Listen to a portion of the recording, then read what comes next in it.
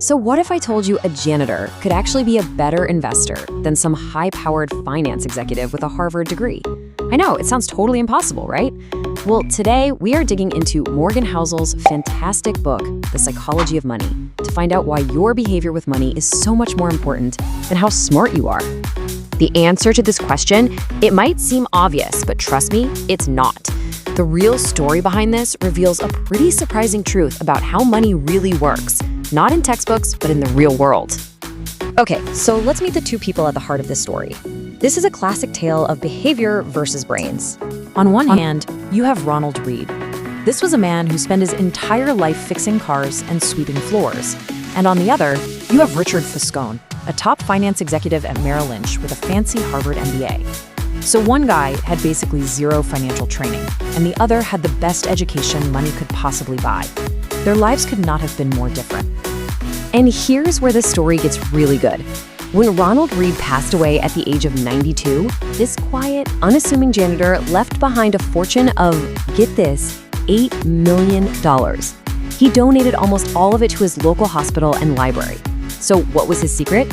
He just saved what little he could and invested it, patiently, for decades and decades. So what about Richard Fuscone, the Harvard exec?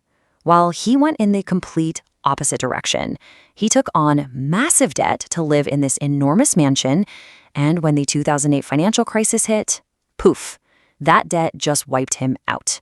He ended up declaring bankruptcy. So, how in the world does something like this happen? This story is the perfect example of money's most important and most overlooked skill. It really isn't about what you know, it's all about how you behave. And that's really the core message of the whole book. Financial success isn't like chemistry or physics. It's a soft skill.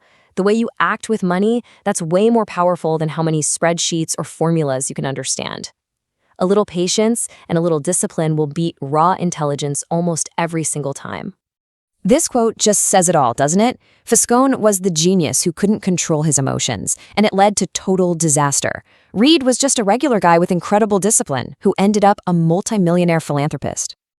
Just think about it for a second. In what other field could this possibly happen? You'd never, ever expect a janitor to perform a better heart surgery than a top surgeon, right? But here's the thing. Investing isn't run by the laws of physics. It's run by human emotions like fear and greed.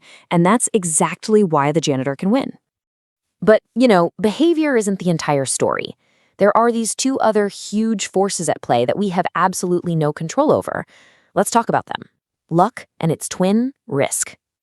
Okay, first, luck. Look, Bill Gates is a genius. There's no question about that. But he also had a 1 in a million stroke of pure luck. Back in 1968, he happened to go to Lakeside School, one of the only high schools on the entire planet that had a computer. The odds of that happening, literally about 1 in a million. That's luck. It's a powerful, undeniable force that helped shape one of the biggest financial success stories in all of history. But for every story of incredible luck, there's a flip side. Risk. At that very same high school, Gates had a best friend named Kent Evans. And by all accounts, Kent was just as brilliant as Bill. They were planning to start a company together. Kent Evans could have easily been the other co-founder of Microsoft. But he never got that chance. Kent died in a mountaineering accident before he even finished high school. The odds of a teenager dying that way, you guessed it, also about 1 in a million. Luck and risk. They are two sides of the exact same coin, and they're a powerful reminder that not everything that happens to us is because of our own efforts.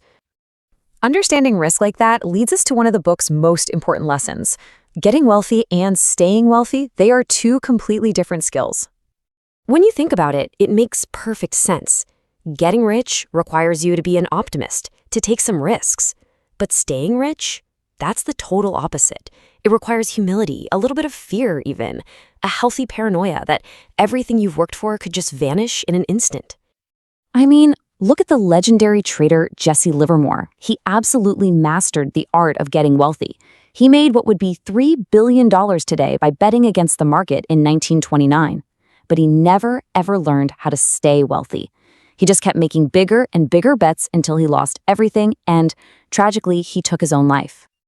And this brings us to what might be the most important rule of all, survival. You have to avoid ruin no matter what, because if you get wiped out, you're out of the game. You have to stay in the game long enough for compounding to work its magic. Getting rich is one thing, but not going broke is everything. So let's wrap this up by talking about why any of this even matters. What's the real point of building wealth anyway? What's the ultimate payoff? It's not about the Lamborghinis or the giant mansions. The real goal of money, its greatest power, is simply this: freedom. The freedom to control your own time. And this isn't just some feel-good idea, it's backed by science. A psychologist named Angus Campbell did a bunch of research and found that the single biggest predictor of happiness is having a strong sense of control over your life. It's more important than your salary, more important than the size of your house. This is the biggest dividend money pays. The ability to do what you want, when you want, with who you want, for as long as you want. That is priceless. Using your money to buy back your time and your options, that's its true power. So, we'll leave you with a question to chew on. Forget the numbers in your bank account for just a second. Ask yourself this: what would you do if you had total control over your time? Answering that question, well, that's how you find the real prize.